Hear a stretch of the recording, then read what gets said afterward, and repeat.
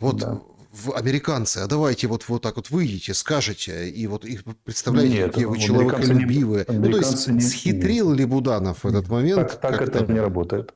Американцы будут полными идиотами, если позволят собой управлять Будановым даже на уровне идей. Вот. Поэтому энергетическое перемирие впервые возникло еще в апреле. Как идея. 2 месяца после инаугурации Трампа. Второй момент – это то, что и тогда оно могло быть подано Будановым. Мы не знаем до какой-то степени. Но в любом случае американцы принимали решения сами, потому что первое, чему тебя учат в политике, если учат и в спецслужбах, это никогда не работать на чужих условиях и на чужих идеях. Помните, в «17 мгновений весны» есть такой популярный пример, когда Штирлиц заметил за Шелленбергом интересную историю, что он отдельные идеи своих сотрудников он принимал во внимание, ничего не отвечал, потом месяц ждал, а потом подавал их как свои, но так увязывал с комплексом общих задач, стоящих перед Рейхом, столько нюансов давал, так все связывал с текущими задачами, что никто не мог его заподозрить в примитивном плагиате. Вот это класс игры, так это и делается. Ну, они могли снять идею у Буданова, у Петрова, Иванова и Сидорова, кого угодно, но подадут ее американцы только как свою, и как сделает любой самостоятельный соображающий политик. Ну, вот это такая логика сейчас. Алексей Николаевич, у меня, если честно, давайте вот этот момент обсудим и подведем итоги опроса и пойдем на вопросы зрителей. Их очень много, как обычно. Но у меня, если честно, сейчас какое-то такое чувство параллели какого-то. Дежавю не сказать, но ну, прям как бы зеркало. Одно чуть побольше, другое чуть поменьше, и они направлены, эти зеркала, друг к дружке. Значит, ну вот этот чернокнижник Ермак, да, вот это откровение Мендель, все это обсудили, обсуждают. И никто, вот я так смотрю, никто не спросил, подождите, а Зеленский? Ну, он же спал с ним в одном бункере. Он же там фильмы они любили смотреть. Он же точно знал что-то об этих ритуалах. Он же тоже как бы там, наверное, там, ну, фенечки вроде не носил. Но он же тоже, если Ермак это там близкий товарищ, друг, партнер, так сказать, по управлению страной, ну, он точно должен был или участвовать, или знать, но молчать, или как. В чем параллели и зеркала?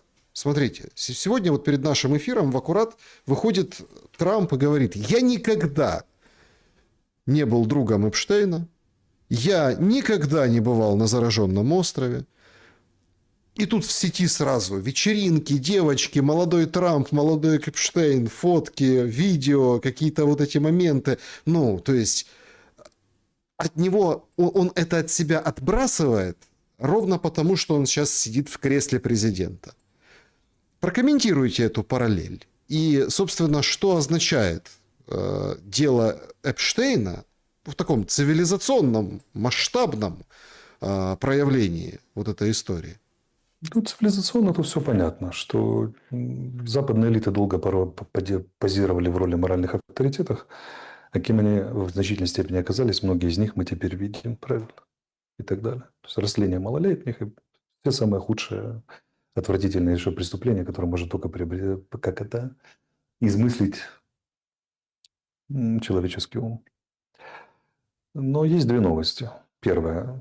Очень многие элиты такие по всему миру. Просто сила Запада заключается в том, что он может их выявить и обнародовать.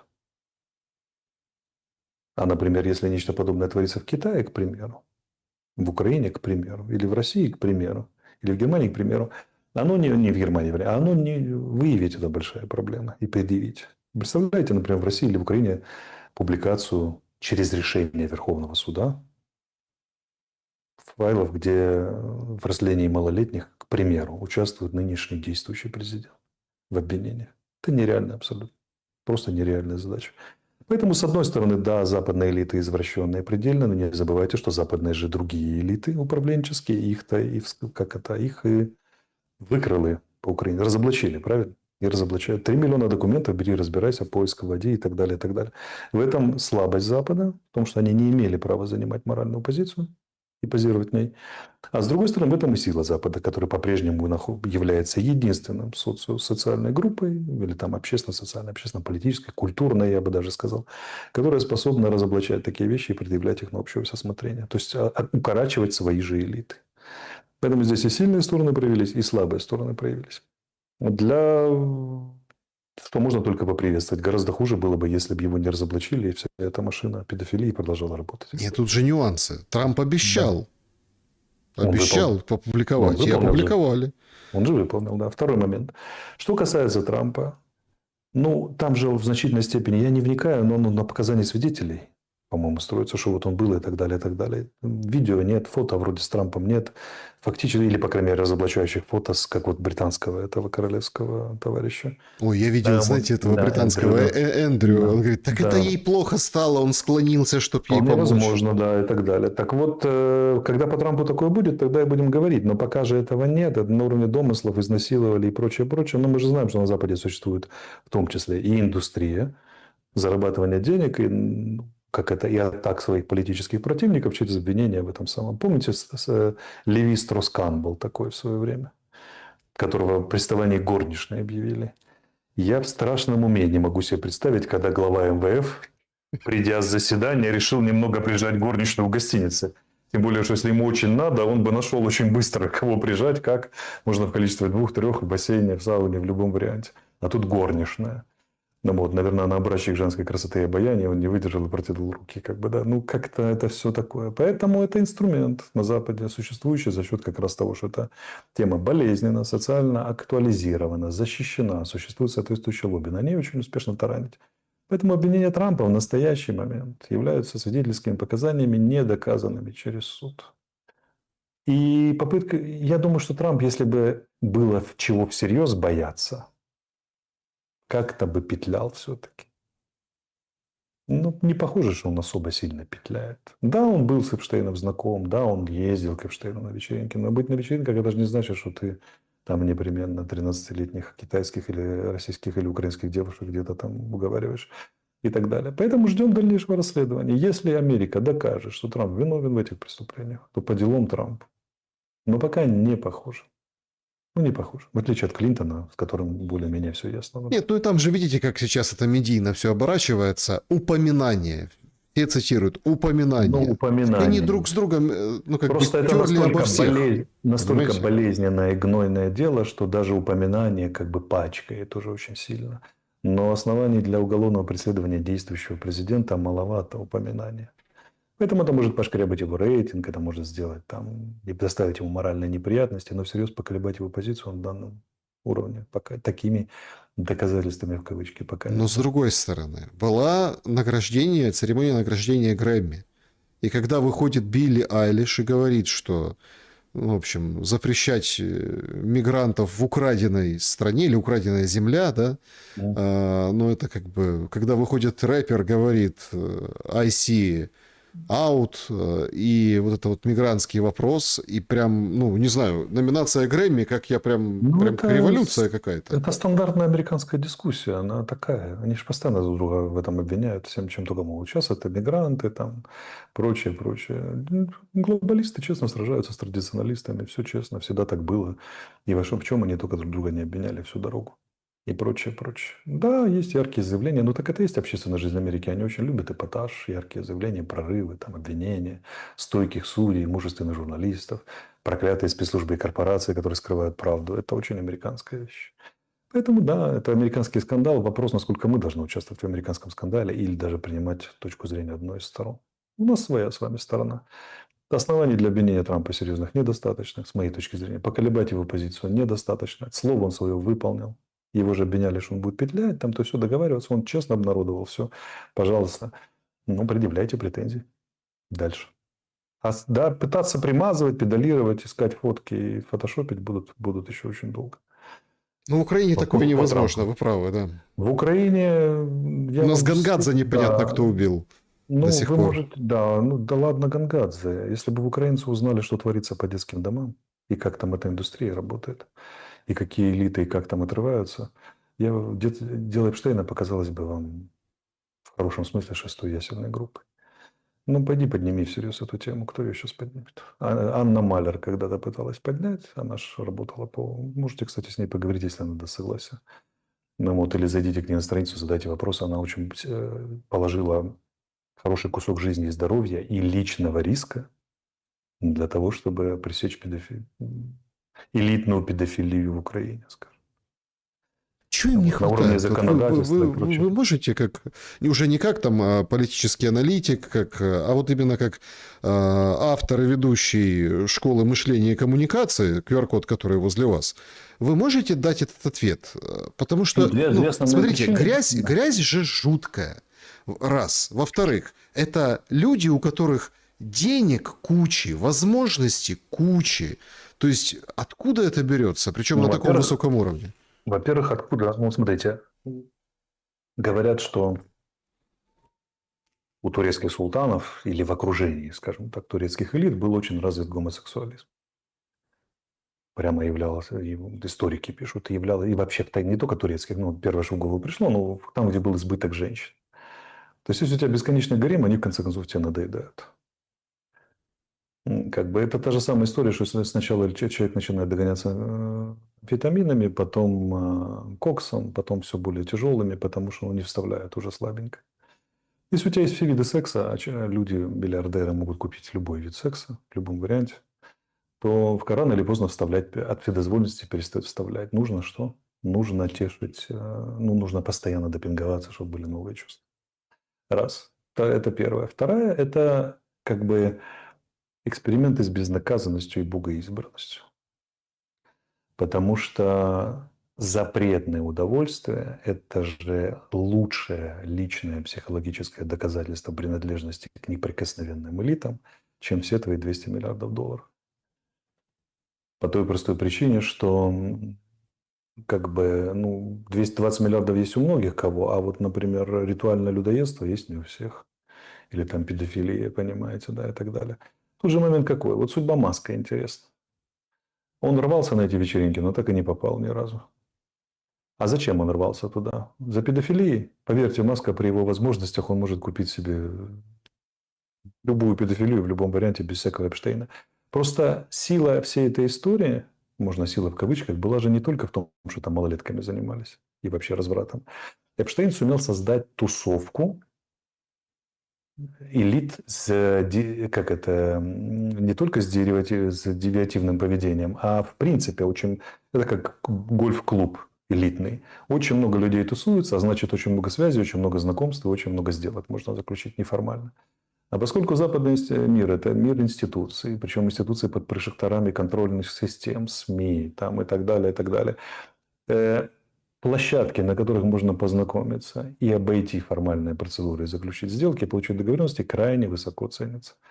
Поэтому все 80%, кто там упоминается, скорее всего, никакой педофилией не занимались. Они просто пытались решать свои дела, там, пользуясь площадкой. А внутри этого, конечно, отдельные извращенцы занимались какой-то педофилией и так далее, и так далее. Но если вы думаете, что Эйнштейн направо и налево подкладывал маленьких детей под всех, кто только желал, или рекламировал их, это не так. Он прекрасно понимал, что эта деятельность опасна, наказуема. В конце концов, как он закончил. И так далее. Поэтому это возникало как особые практики для особо своих, в особых местах. Это наверняка через несколько кругов допуска. А не просто пришел человек на вечеринку, ему сразу дают 8-летнего ребенка и говорят, давай.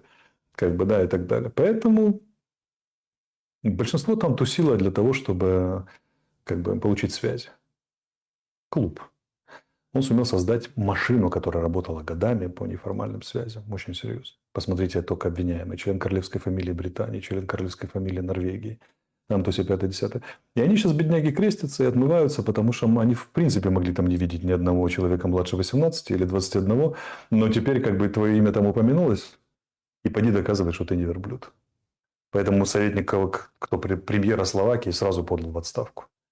Я подозреваю, что он там не мог даже, наверное, обнаженную женскую щиколотку не видел, а, наверное, пытался решить какие-то свои словацкие дела. Но если тебя уже упомянули, деваться некуда. Поэтому в чем опасность? В том, что это превратилось в машину, где без разбора будет прав сейчас, не прав и заклеймен прав и виноватый. Начинается конспирологическое улюлюканье, моралисты начинают закатывать глазки, заламывать руки, и вот эти заголовки в соцсетях «Нами правят педофилы», да, и так далее, и так далее. И мир загнил и прочее, прочее. Если бы мир или Запад окончательно загнил, то эти файлы бы не обнародовали. А теперь есть вторая опасность. Это все, кто там упомянут, заклеймить как страшных педофилов. Но это не так. Я говорю, 80% там просто связи налаживало, пило коктейли. И даже, а если были какие-то слухи, ну, слушайте, ну, Ну, вот есть там, мы же знаем изнанку нашей жизни, все трахаются со всеми, как говорится, да, и так далее, и прочее, прочее. И, ну это как-то считалось личным делом каждого, да. Ну, вот. И прочее. Поэтому, как и там считалось личным делом каждого. Ну, доносились какие-то темные слухи там. Но, с другой стороны, ну, слушай, серьезный миллиардер встречается с другим миллиардером и узнает, что там PDG или как его там, вроде как спит с малолетними мальчиками. Так спит или не спит? Ну, серьезно, миллиардеру серьезно до этого есть дело.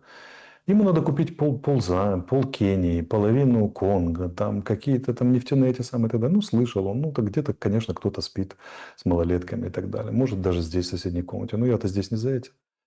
А теперь это сделали идеальное орудие, чтобы всех выматывать смолой и вымаливать, и вываливать в перьях. Поэтому, честно говоря, как бы это ни превратилось в кистень, которым одни элиты начинают молоть другие контрэлиты, вернее, контрэлиты элиты или часть элит других элит, как бы, да, используя толпу и общественное мнение как кистень и улюлюканье это, что, в принципе, является уже признаком другого, а именно элитного раскола в США до некоторой степени. Но только элитный раскол в США не секрет.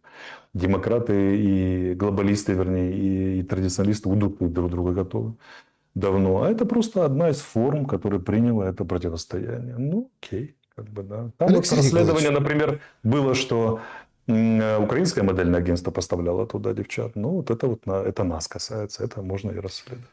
понимаете, ну и понятно, там отзывы про Зеленского были, там и сомнения, может ли он управлять страной, или там нужна ему помощь, не нужна. Я вижу, как, ну, это обсуждается в украинском сегменте, русскоязычном сегменте, украинском, ну, русскоязычный сегмент, как ни крути, он все равно как бы он касается вот этого противостояния системы власти в Украине, то есть русские обсуждают власть в Украине, украинцы власть в Украине. Смотрите, в миниатюре и вот немного в другом масштабе и немножко с искажением, но принцип же один и тот же. Условно, не будет Зеленского, не станет его у власти, да? И дальше у нас будет свое дело, ну уже не Эпштейна, остров Банковая, остров Зеленского. И у нас понесутся. Чернокнижники это только так, это сейчас просто Ермак, там, мертвецы, экстрасенсы. И у нас так и будет, что люди, которые были в орбите вот этого конгломерата, управлявшего страной, будут априори все преданы обструкции. Саша, Есть такой вариант? самое страшное, что этого может и не быть. Украине предстоит, если она хочет очиститься, очень большие усилия, чтобы такое состоялось. Это я, еще немного людей носятся с идеей трибунала, целого ряда группы следственных комиссий, межпарламентских, парламентских, генпрокуратуры, там, Верховного суда, прочее, прочее. Ну, реально, кто в этом серьезно заинтересован? Ну, это может получить некоторое развитие в случае только если одна часть элиты захочет расправиться с другой частью элиты. А что не хочет? Ну, пока нет. В том-то и дело, что в Украине нет элитного конфликта. Точнее, нет идеологического элитного конфликта. В Америке все понятно. Глобалисты против традиционалистов. У нас все элиты идеологически одинаково бесцветны. Они хотят продавать землянку УПА своим гражданам и грабить за этой ширмой. В этом и трагедия Украины. Вот говорят, что украинцы на Майдан не собираются. Потому что Майдан – это одна элита работала, часть элиты работала против другой части элиты. Просто это привело в форму народного протеста и в каком-то степени являлось и так далее. А сейчас нет элитного конфликта. Поэтому и не намечается в перспективе, никто всерьез не собирается оспорить основы мировоззренческие украинской идеологии, поменять ее на какую-то другую, внести всерьез предложение. Поэтому, смотрите, что такое Зеленский? Зеленский в терминах революции 1917 года – это Керенский, у которого получилось. Ну, пока еще непонятно. Ну, пока получается. Пока Но нет, получается. да, но нету Ленина, правильно? Нет Мгм. даже эсеров. То есть нет того, кто бы этому всему противостоял. Поэтому пока у него получается. Вообще любопытная история. Я думал, Путин – это такой Александр Третий, Зеленский – Керенский, у которого пока получается. Интересный расклад.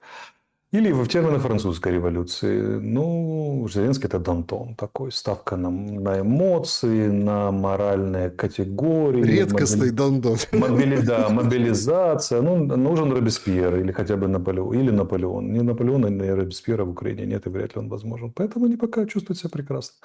Что появится? Кто их щиплет? Их щиплет по заданию левых глобалистов, ну, наши депутаты соросят. Могут что-то там, когда надо их курс корректировать. Но это же, простите, не внутриэлитный конфликт.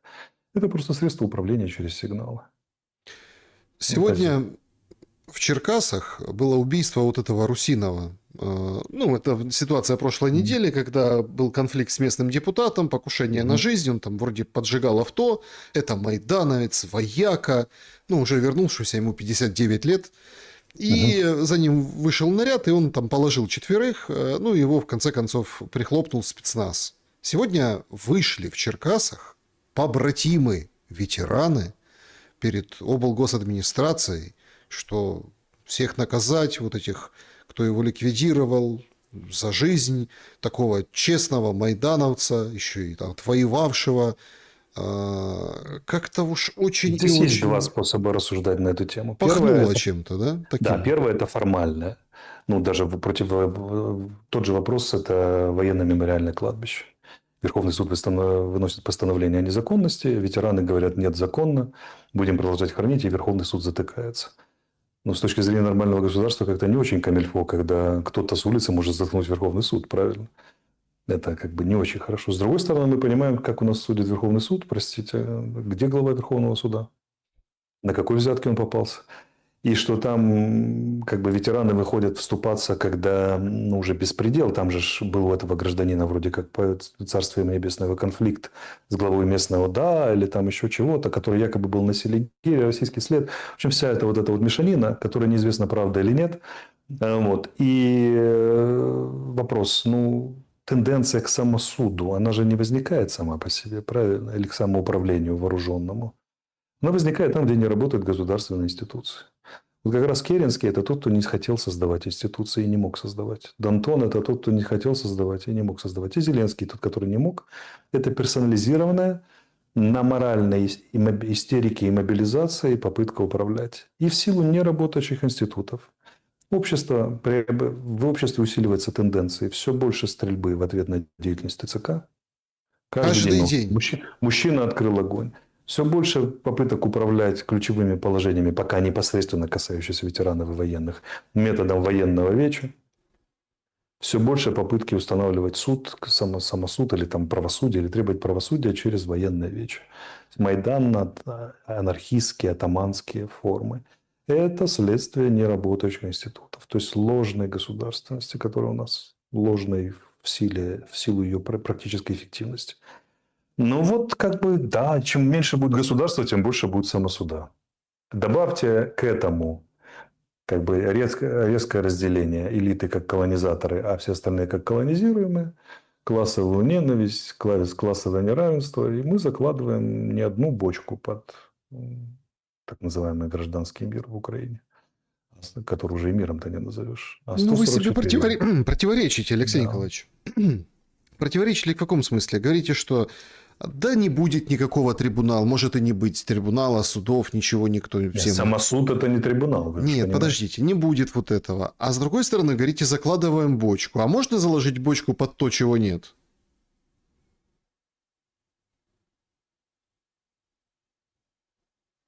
Ну как нет? Ну так нет, вы только что это Подождите констатировали. секунду. Протест есть. Протест есть. Какие формы, которые он приобретает? Анархические и вечевые. Не институализированные. То есть это не организованная революция.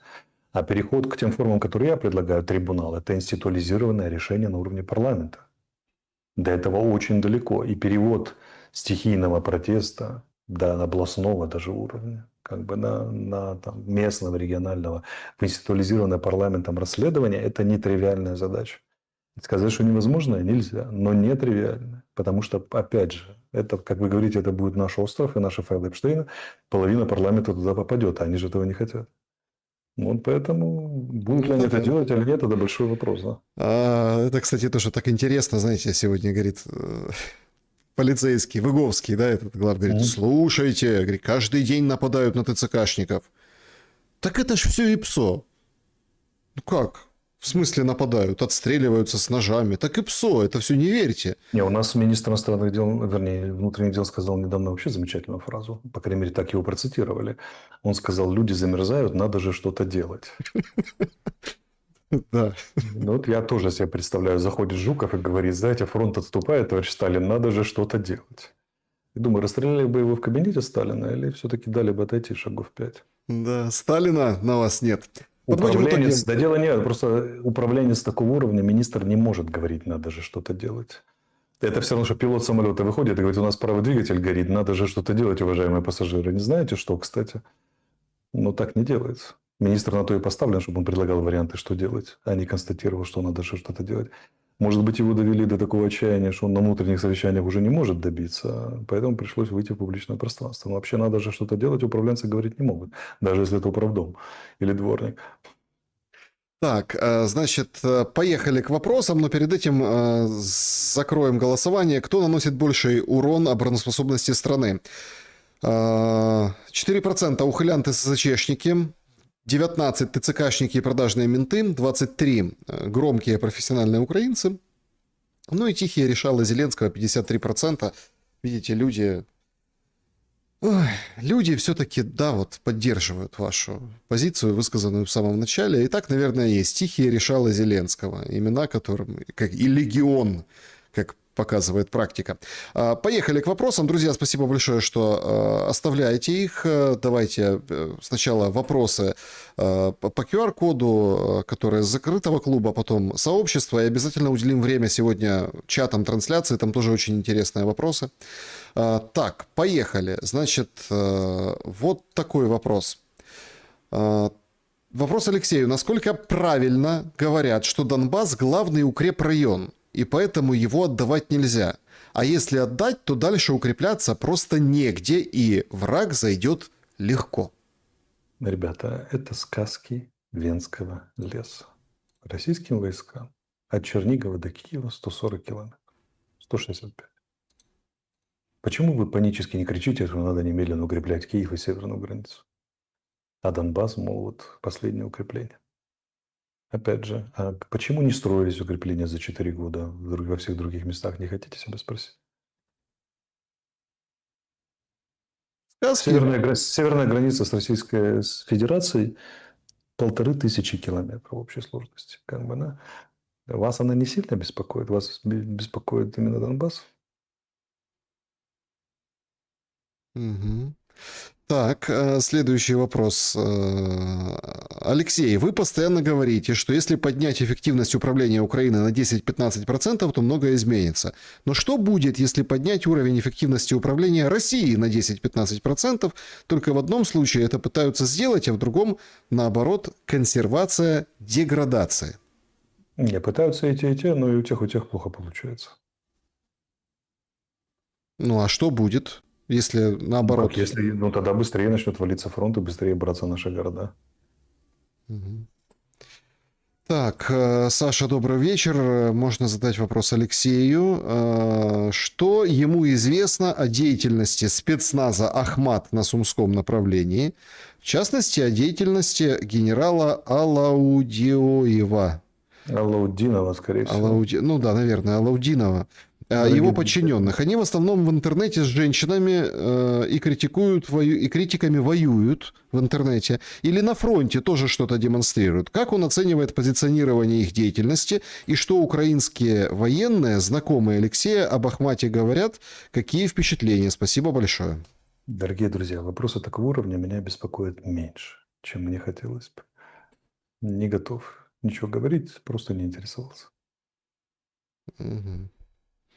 Нет, ну медийно, конечно, там есть. Если есть такое. Каждый день Алаудинов выступал и что-то там говорил во время Курской операции, понятно, что медийно его нарезают и показывают. Но, честно говоря, я не очень беспокоюсь ни его судьбой, ни судьбой Ахмата. Это узкоспецифический вопрос. Не мне его задать. Угу. Ну, в общем, всякое бывает. В общем, нечего сказать. Ахмат и Ахмат. Есть, опять-таки, есть картинка, есть какие-то реальные вещи. Я знаю, что чай Ахмат был когда-то в свое время. Что был? Есть, наверное, сейчас. Да, мне нравился всегда. Чай Ахмат хороший. Чай, Ахмат. Так, значит, клуб зрителей. Продолжим. Добрый вечер. В мире развивается экономический кризис. Цены на драгметаллы и доллар волатильны. Трамп угрожает Паулу, главе ФРС. Как эта ситуация может отразиться на Украине? Что думает Алексей? Я не экономист. Воздержусь от ответа на экономические вопросы. Олег интересуется. А вы есть в материалах Эпштейна? И как считаете, находиться в списке людей – это плюс или минус для их будущей политической карьеры? Мои добрые друзья проверили и на Арестович через Y, и на Арестович через I, и так не нашли. Не нашли.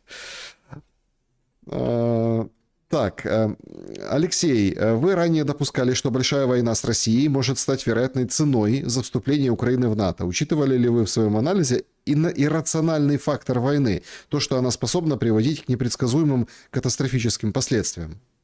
Нет, я просто не договорил.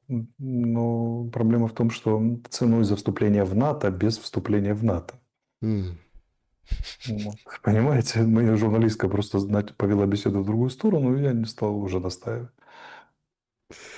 Без вступления НАТО цена за НАТО. Это да. Завтра Рютте приедет, тоже очень В том-то интересно. вся интрига, понимаете, что это была цена за вступление в НАТО без вступления в НАТО. А с вступлением еще дороже, по идее, да. Да, вступления не было бы никогда.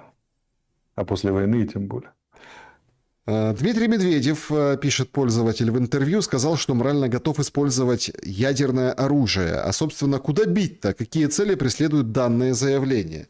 Там же что, 72 часа осталось до СНВ-3? Да. И дальше Так мир уже... СНВ-3 никак не ограничивал применение ядерного оружия, он только его количество регулировал и прочее. Там некоторые вопросы. Ну хорошо, ударили ядерным оружием. Куда и зачем? Вот реально, где для него цели? Ну, по Староконстантиновну ударили. Но мы будем знать, что ядерное оружие готовится применяться. Самолетики оттуда разлетятся в свое время. Куда еще бить? По населенному городу так не будет. По войскам в поле, закопанным войскам это ядерное оружие до всю зимой до задницы, честно говоря. Как бы что еще? Ну, куда? Тактическое ядерное оружие может произвести эффект только если массово применяется. Но это большой вопрос.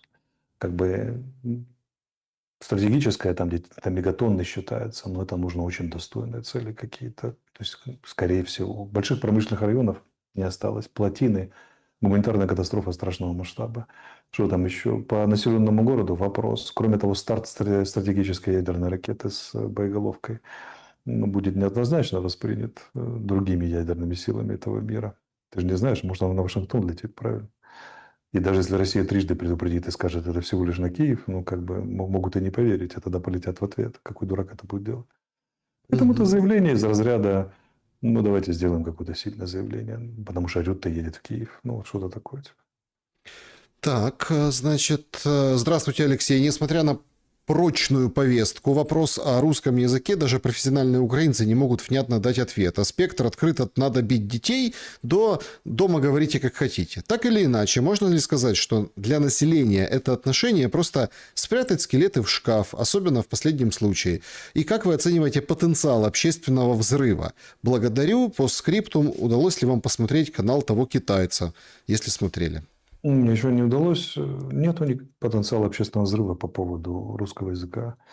Есть группа невменяшек, которые пытаются на этом делать деньги, карьеру и личный пиар. На травме войны они получили некоторый трек для реализации. Их поддерживает центральная власть, что она безмозглая и не понимает последствий. Или, наоборот, слишком хорошо понимает и радуется этому. После войны, скорее всего, это будет сниматься тема потихоньку, потому что исчезнут угрозы, которые сейчас существуют для людей, которые пытаются защищать русский язык или там право человека говорить на том языке, на котором он хочет. Я процитирую Вячеслава Черновола. Был такой симпатичный человек. Он сказал: друзья мои, государственный язык – это всего лишь язык государственных актов. Бумажек, да. Ни больше, ни меньше. Все. И это единственная зона, где он должен существовать. А говорить люди даже в публичной сфере, несмотря на заявление нашего мовного омбудсмена, могут как хочешь, где хочешь. Александр Алексеевич, здравствуйте. Оксана пишет. Вы ничего не сказали осуждая Хамас на одном из эфиров, что тоже справедливо, вы ничего не сказали в отношении Израиля. То есть имеет он право уничтожать, защищать от Хамас энергетическую инфраструктуру в контексте ударов России по энергетике Украины? Не просто энергообъекты, а огромное количество мирного населения. Они сами это признали. Тогда почему можно осуждать Россию за попытку принудить Украину? Потому что у Израиля практически не было выбора, а у России был. Был в прошедшем времени. Ну и сейчас есть. Какой? Вот что их заставляет бить, замораживать Киев, Одессу, Херсон, вернее, там, я не знаю, Кривой Рог, Харьков. Что? Нет, выбор какой? Не бить. А у Израиля не было такого выбора. Израиль, если бы не остановил Газу после 7 октября, он бы взорвался изнутри и прекратил бы свое существование. Все. Они не от хорошей жизни этим занялись. Более того, я 100% знаю, что несмотря на гибель гражданских, которая неизбежна, при войне в такой плотной застройке Израиль на деле делает все, чтобы гражданских погибло как можно меньше. То есть у него последствия печальные того, что он делает, но намерения чистые в этом отношении. Я знаю это на 101%. Слишком много имел дела с израильтянами.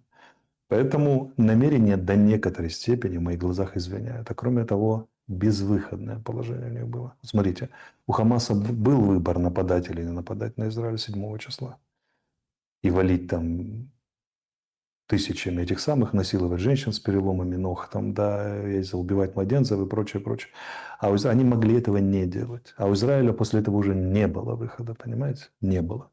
Вариантов не было. Если бы они не пошли на операцию, его бы разнесло изнутри. Напоминаю, какие демонстрации были в Израиле по поводу решения Верховного суда, конституционной реформы, возможно, там, реформы суда и так далее. Они же там друг друга чуть ли не убивали. Ходили сотнями тысяч. Он был так на грани гражданского взрыва. Поэтому они поступили так и поступают не от хорошей жизни. У них не оставалось никаких вариантов, к сожалению. Александр, добрый вечер. Такой вопрос. Как вы считаете, не похоже ли, что США устранила Украину в лице Зеленского от переговорного процесса, взяв все в свои руки? И вот два основных признака этому. Первый. Переговоры от Украины поручено вести практически гражданину США Умерову, верному единому агенту Буданову, завербованному, когда проходил лечение и обучение в США. И второе. Находясь в Давосе, Зеленский с болью и обидой обрушился на Европу с критикой за ее беззубость, разрозненность, потому что она, Европа, не может подменить собой Америку. И после этого, улетев в Прибалтику, начал капризничать своими заявлениями, которые абсолютно не вписываются в наметившиеся условия переговоров. Если бы США руководили полностью переговорами, у нас был бы мир уже несколько месяцев как. Потому что Трамп абсолютно очевидно и ясно после Анкориджа поставил задачу достичь мира в Украине. И если бы там была сплошная агентура, то мир был бы уже достигнут. Но, к сожалению, увы и ах, Зеленский до сих пор назначает переговорщиков, а не переговорщики Зеленского. И Штаты не могут добиться мира, несмотря ни на что. Несмотря на все свои усилия. Евгений, добрый вечер. Будьте добры охарактеризовать великого политика Шарля де Голля. И на ваш взгляд, как Франция пришла к Саркози, Оланду, еще хуже некуда Макрону? Это что, левые европейские глобалисты так повлияли? Ну, во-первых, де Голля изрядно шатало. То отдаю Алжир, то не отдаю Алжир, то опять отдаю Алжир. Во-вторых, подавление студенческих протестов крайне жестоко. И он исчерпался и потерял значительную долю морального авторитета и, наоборот, дал моральную силу левым социалистам французским. Поэтому именно в результате ошибок де Голля правая Франция была загнана правоцентристская загнана в оппозицию безнадежно и скатилась там до Мари Ле Пен, вот до такого уровня, там, да, уже люди, которые, по отношению к которым задают много вопросов, там, в связи с Кремлем и прочее. А левоцентристы, как во всей Европе, победили, до сих пор остаются у власти.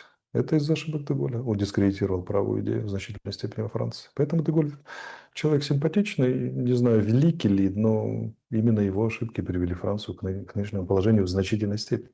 Я симпатизирую де Голлю, но давайте будем реалисты. Давайте будем. Следующий вопрос. Повлияет ли кризис в Министерстве обороны Китая, скандал с Джань Юсем, на российско-китайские отношения, на устойчивость промышленности России, на расклад на поле боя в ближайшей перспективе? А могло бы быть, если бы в Китае сменилось руководство, и раз, и два, оно сменило бы политический курс. А поскольку заговор разгромлен, по крайней мере, из Ну, того, так что мы сообщают, знаем да. сегодня, да, сообщают, может, там есть какой-то второй заговор, он когда-то там хитро сработает, пока нет. И, кроме того, да, второе условие не выполнено. Заговорщики, даже если бы пришли к власти, совершенно не очевидно, чтобы они меняли. Вдруг они, наоборот, усилили бы взаимодействие с Россией, мы же не знаем. Поэтому это вопрос через два «если». Это слишком много для того, чтобы давать очевидный ответ. Почему большое количество украинцев на полном серьезе упрекают россиян, что они массово не выходят протестовать против войны, и даже в том, что не сносят режим, тогда как же самые современные украинцы, те же самые, и уж точно их родители, абсолютно так же не протестовали против войны в Афганистане, принимали в ней участие, где погибло не в пример больше мирных жителей, задает вопрос Виктор. Ну, это называется русская пословица «нечего на зеркало попенять, коли рожа крива». Так вот, пеняют изо всех сил. Сами не способны снести Зеленского, там, да, или, например, там, как-то на него повлиять, проконтролировать и прочее. Но они обвиняют россиян, что они не хотят Путина сносить. Но различие в чем? Что большинство граждан России, судя по всему, таки поддерживает Путина. А вот поддерживает ли Зеленского большинство граждан Украины – это тайна за семью печать. Поэтому мы не знаем. Рейтинги-то, конечно, вы что? Не, ну рейтинги, ну конечно, но мы же не знаем реально. В России совершенно очевидным образом большинство поддерживает Путина. Причины этой поддержки и все остальное – это отдельный большой вопрос, но ведь поддерживают. А поддерживают ли у нас Зеленского – это большой вопрос. Поэтому людям, которые поддерживают президента, предъявлять, что вы не хотите снести президента, которого вы поддерживаете – это большой вопрос. А вот людям, которые не поддерживают президента, задать вопрос, а что вы на него не повлияете? Не снесете, но хотя бы не повлияете. Это совсем другой вопрос, правильно? Другой по качеству. Все чаще украинцев называют терпилами, смеются про вололюбный народ. И этот народ реально терпит беспредел ТЦК, ВСУ, коррупцию на местах и в высших эшелонах власти, спасается в одиночку, огрызается только когда коснется лично. Причина в подавлении инициативы, начиная с ясель, школы, бурс, вузов, или в уничтожении смыслов и ориентиров за последние 30 лет. Может, у Алексея есть еще версии или даже варианты, как взбодрить? Не давая 30 лет, пока ответ очень простой. Растеряны украинцы. Они не терпилы, они стреляют в ТЦК каждый день. Как бы, да. Проблема в том, что они как бы не знают, а кто вместо. Чтобы поддержать Ленина, должен быть Ленин против Керенского. Чтобы поддержать Робеспьера или Наполеона, должен быть Наполеон или Робеспьер. Так нет уже никого, все зачищено. Никого поддерживать. Поэтому Зеленский создал главное условие нахождения у власти – это безальтернативность.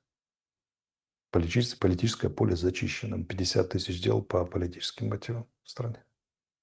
По некоторым данным. Поэтому, ну, как бы, вот это ответ. Что касается глобального, то да, украинцы абсолютно дезориентированы, потому что Украина пошла по проекту, который ей органически не свойственен. То есть моноэтнический национализм, монокультура украинская – это глубоко противная Украине по природе своей проектность. Трижды она пыталась эту проектность принять, трижды терпела поражение. Угу. Она не такая. Украина всегда была пестрым одеялом, плавильным котлом, лоскутным и прочим. А в этом форме она существует органически. Перекресток миров, перекресток культур. Когда она пытается все это сжать до моно, ну, это длится с 17 по 20 там, или вот условно там, с 14 по какой-то там продлится, скорее всего. Все. Это все равно, что вы пытаетесь слиток золота, которым является Украина, размером в километр, засунуть в старую грязную сумочку старушки Шапокляк. Вот что такое моноэтнический национализм и моноукраинско-культурный проект. Вот поэтому. А люди, ну, слиток не влезает, плохо и слитку, и слитку, и сумки отдельно. Вот это то, что сейчас происходит. Какой смысл Украине сдавать без боя территории сейчас, если можно протянуть годик и сдать уже по результатам боев? Ну, разница всего лишь будет несколько десятков тысяч жизней и нескольких городов непригодных к проживанию. Читайте минус несколько десятков процентов экономики. То есть для вас это не цена на здоровье. А мне, например, каждый погибший кот, не то, что каждый погибший украинец, это проблема, это цена. Михаил, как вы считаете, конфигурация новой системы международного взаимодействия в перспективе 3-5 лет наиболее реалистичны? какие, да, и какие факторы имеют существенное влияние на формирование этих конфигураций? Благодарю. Я думаю, что в ближайшие, наверное, лет 7, 10, 15, в зависимости от пессимистического либо оптимистического сценария, никаких конфигураций не будет. А будет борьба за мир такая, что камня на камне не останется, а по результатам этой борьбы уже тогда сложатся какие-то конфигурации. Мгм. Так, давайте вот этот еще вопрос как это, пойдем погуляем в чат. Значит, недавно министр Федоров говорит, что в Украине 2 миллиона ухилянтов. При этом в стране катастрофически не хватает сантехников, электриков, ремонтников. Вопрос. Сколько ухилянтов согласились бы выйти из тени, если бы государство гарантировало им бронь до конца войны при условии, что они пройдут обучение на курсах электриков, сантехников, слесарей и пойдут работать? Это совершенно нереально. Зачем им 2 миллиона слесарей и сантехников? У них работы не останется. Поэтому, как бы, ну, это из разряда маниловщины, извините, при всем уважении. Ну, с другой стороны, когда не хватает и так бьют, то Ну, 30 электрики... тысяч, да, нужно на всю Украину, но не 2 же миллиона. А 30 тысяч от 2 миллионов – это даже не 1%. Мгм. Так, поехали в чаты. Друзья, пишите свои вопросы, вот уже можно, как говорится, в чаты. Всем большое спасибо за то, что оставляете эти вопросы. Почему вам кажется, что развалив свою страну на Майданах, это хороший пример для россиян? Да, даже если условно и не за Путина, все равно не пойдут же разваливать страну. Мне не кажется. Ну, то есть, получается, мы только такие, да, украинцы? Ну, это наша специфика. Да. Нашли же такую страну, как говорится, в Европе.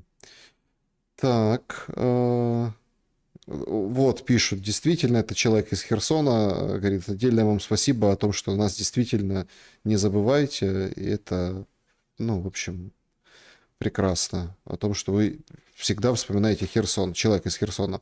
А, Так, что думаете о предложении обогреваться мирными вибраторами, подобных издевательствах на мирном населении? Что думаете о таких людях, которые при власти гнев Обогреваться хотят, чем?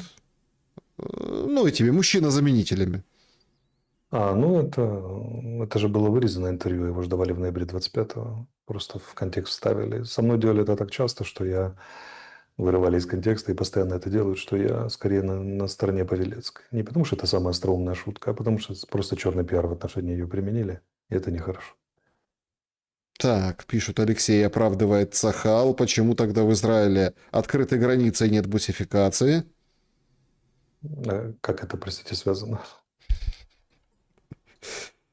Ну, так связано у зрителя. Ну, что. У человека как-то связано, да, не знаю. Значит, так, значит, какой инструмент есть у Алексея на всякий случай, так сказать? Наверное, Общее человеколюбие и позитивное отношение к людям. Так, у Израиля не было выбора, а у Украины был выбор не воевать с Донбассом и не Конечно, давать был. повод России. Конечно, был. Парижские соглашения, Минские соглашения выполнить. Это, если не говорить, это только с 2014 года начиная, а до этого еще миллион вариантов. Не Так, превращаться в антироссию, например. Александр, добрый вечер. Если Алексей станет президентом или придет к власти, отменит ли он преследование шария, спрашивает Лера. А что такое отменить преследование шария? Шария – это как? Прийти и сказать суд раз-два, отменяем решение. Я могу затребовать дело как президент в той части, которая мне положена, но у меня нет президента, нет гостайны, изучить его, вынести, собрать экспертную группу, вынести определенное мнение и попросить правосудие как-то скорректировать курс, если этот курс сложный. Но если вы хотите президента, который как милует и карает, поднимая трубку, то я такую страну не хочу строить. Мгм. Так, двигаемся к чату Алексея. Уважаемый Алексей, как вы оцениваете делегацию ПАСЕ и с кем из действующей российской оппозиции вы бы в первую очередь наладили тесный контакт, будучи на месте украинской власти? И есть ли там смысл в принципе в этом? А как вы налаживать отношения с российской оппозицией? Прийти и сказать, что так, биомусор построились, сейчас будем смотреть, кто покраше и с кем можно наладить отношения? У Ой. нас в Украине есть Илья Пономарев, который вот как бы более-менее Фейгин, он более числится в российской оппозиции, более-менее как это приемлем в Украине и так далее. Ну, она имеет дело с какими-то российскими оппозиционерами. Хотелось бы очень услышать их мнение по поводу биомусора. Они же биомусор с точки зрения украинской официальной пропаганды. Вот. Но, честно говоря, они меня так мало интересуют. А кроме того, я с ними много имел дело и убедился в их деловых качествах. Они настолько замечательные, что я бы лично с ними взаимодействие не потянул бы. Поэтому даже не стал бы пытаться. Шелли, спросите, пожалуйста, кого народ Украины больше боится? Вражескую Россию или родной любимый ТЦК? Так спросите у народа Украины. Я, как известно, отщепенец подсанкционный. Я же не народ. Народ меня проклял и изгнал. Что же вы меня спрашиваете? Я плохой. Все, я не имею права от имени народа говорить. Угу. Так, як гадаєте, чи буде громадянська війна після війни з РФ? Сподіваюся, що ні. Але підстави певні. Ми сьогодні про це розмовляли. Ну, скажімо так, є, на жаль. Так. Вот вопрос тоже такой интересный. Что вы думаете о фильтрации украинцев в Шереметьево? Стоит ли оно того, или это больше как мера предосторожности? Спасибо. Трудно оценить эффективность. Для этого же надо иметь статистику. А у меня ее нет. Ну, они там приводили официальную. Кстати, Ну, тогда я ее не видел. Но это, во-первых, соответствует ли она правде? Ну, допустим, соответствует. Какова эта статистика? Давайте ее оценим. Она есть? Уже в следующей передаче. Ответим Ну, специально. давайте там на 25-й год, на осень что-то было 100 с чем-то, 128, по-моему, тысяч у меня в голове. Так, ну, я могу ошибиться, если что, поправьте. врагов в России, спонсирующих ЗСУ, сколько они нашли? Нет, вопрос даже не в том, что спонсирующих. Тут же это как? Это борьба с агентами, там, диверсии на территории России. Помогает эта мера вообще или не помогает? Ну, до некоторой степени, да, среди кучи других мер. Это самое. В противном случае, если бы не было фильтрации, заезжали бы агентура напрямую. А так приходится через окольные пути. То есть, это один из барьеров, которые выставили на проникновение агентуры. Вопрос в человека-часах, оно, ну, как бы, ну, да, наверное, до какой-то степени эффективно. Интересно, спрашивает Артем, если бы в Украине что-то подобное вскрылось, или в точности аналогичная история Эпштейна, и там бы там Зеленский, как, по вашему мнению, общество бы отреагировало, украинское и европейское? У нас скрылось нечто гораздо более худшее, что кровь украинцев превращают в золотые унитазы. Люди из окружения Зеленского. И как отреагировало общество? У нас общество незрелое, оно не может поставить вопросы и спросить и призвать к ответу, к сожалению. Незрелое и слабое. Поэтому и файлы Эпштейна прокатили бы, сказали бы, что это пытаются снять нашего Солнцеликова, который борется за Украину. Подло придумали, искусственный интеллект и так далее, и так далее. Разбыли бы. А Европа терпела бы столько, сколько надо. Она про Зеленского знает вещи намного худшие, чем файлы Эпштейна. И про его окружение. И тем не менее терпит, потому что наш сукин сын, значит. Сукин сын, но наш сукин сын. До поры до времени. Дальше посмотрим. Угу. Будет ли удар США по Ирану в ближайшее время? Неизвестно, группировка создается, усиливается. Совместные учения идут, как бы все готово. Инфраструктура войны, но быть готовым это не означает применить. Я склонен, что будет. Но пока в публичный простор выходит тенденция договариваться. Ну, может и не быть. Это Трамп. Он такой. Алексей, почему не выносят мосты через Днепр войска России, если Россия Потому не что пойдет дальше Донбасса, а это помогло бы понизить логистику Украины? 1000 раз отвечал. Мост очень сложная цель для поражения. Вообще не сложно, Алексей Николаевич. Вот мы увидели по этим в маяках. А это нет. Нормально. Вы же сравните тот мостик несчастный со стратегическими мостами через Днепр. Это как Крымский мост снести. Сколько Украина пыталась, это очень непростая история. Поэтому это технически сложная задача. Неэффективно. Ну, такое еще тоже. Могли бы... Советские мосты создавались для того, чтобы уцелевать при применении по ним тактического ядерного оружия. Как бы там многократный запас прочности. Можно снести полотно, а опору снести очень сложно. Но полотно восстанавливается за 2 дня. Поэтому это такая себе задача. Алексей, если бы вы... нет, ну, по поводу МВФ. Продолжали бы платить любой ценой, если бы вы руководили Украиной, чтобы сохранить транши и лицо? Или пошли бы на дефолт, реструктуризацию? Ну, однозначно, я, скорее всего, склоняюсь ко второму варианту, но это после всесторонней оценки только делаются такие вещи. Но платить долговую кабалу, условия их выполнять точно нет. Что бы я делал, это системно снимал бы Украину в зависимости от внешних кредиторов. Это 100%. Могли бы народы России, Украины и Беларуси создать новый социалистический проект без крайности коммунизма, например, на основе госкапитализма? Додумаются ли? Позволит ли Запад? Я думаю, что надо разделить коммунистическое и советское в истории Советского Союза. Вот советы можно было бы и сохранить. Это актуальная форма управления. Кто в это не верит, напоминаю, как называется как парламент Украины называется, Верховный Совет. И сельские советы у нас, и областные советы, и городские советы. У нас везде советы. Мы страна советов. А коммунистическая, наверное, все-таки не самое. В том варианте, в котором она реализовалась, большевистском, наверное, не самое лучшее, что может быть. Ну, а создать ту или иную форму взаимодействия украинского, российского и белорусского народа после этой войны задача, скажем так, нетривиальная. Очень сложно. Алексей, может ли Российская Федерация проводить боевое метеовоздействие на Киев, чтобы усилить морозы, тем самым создать эффективность для ударов? Нет, морозами еще направлять не научились. Облачностью еще куда не шло, но морозами нет. Ну, правда, это прям вопрос серьезный. Многие... Я серьезно отвечаю. Еще не умеют арктические массы пригонять в район Киева. Нет, многие задумались, что в Киеве таких морозов давно не было, и причем так долго. Ну, когда-то же Земля же круглая, имеет форму чемодана. Если долго смеяться над замерзающим Крымом и хождением в туалет в Донецке, то рано или поздно оно может случиться и с тобой такое, правильно? Долго-долго смеялись, а теперь раз, и вот как-то так оно.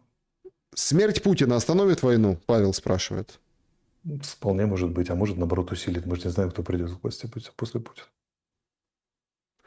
Алекс, что будет с СЗЧшниками, по вашему мнению? Я бы объявил амнистию полностью. Но как будет реально, не знаем, смотря кто придет к власти в Украине после этого. Ну, это такой вопрос философский. В конце давайте, чтобы точку поставить. Александр, Алексей, здравствуйте. Скажите, какая институция есть основная для изменения ментальности украинцев? Институция не способна поменять ментальность Ну, Украины. смотрите, он, может, неправильно употребил слово зритель институция, потому что он говорит обучение, власть или право. Вот так. Обучение. Конечно, образование меняет ментальность. Детские сады и школы.